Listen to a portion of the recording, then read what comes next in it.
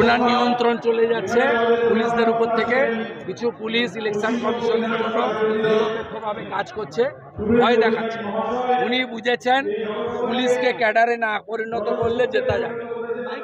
এটা threat. Election কমিশনের উচিত মমতা ব্যানার্জিকে ব্যান করা। সিএএ নিয়ে প্রধানমন্ত্রী অমিত শাহর সঙ্গে সরাসরি ওপেন চ্যালেঞ্জ, সামনাসামনি বসে। ওনার চ্যালেঞ্জ নেবেন কেন? উনি তো গরুর গাড়ির হেডলাইট। ওনার পার্টি আঞ্চলিক দল। নরেন্দ্র মোদী, অমিত শাহ একটা সমুদ্রের মতো পার্টি। 11 কোটি মেম্বার, বিজেপির মেম্বার 11 কোটি।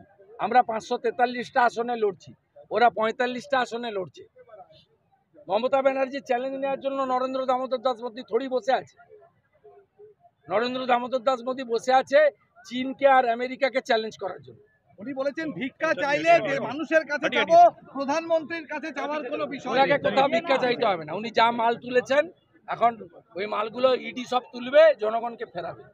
100 কোটি টাকা প্রায় মাফলার গেছে, এবার হাওয়াই চটির পালা। Bag গুছান।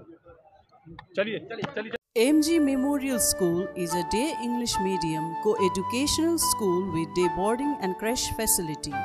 It has a beautiful building, classrooms with natural lights, spacious playground with sandpit, splash pool and dormitories, homely tasty food for day boarders and creche.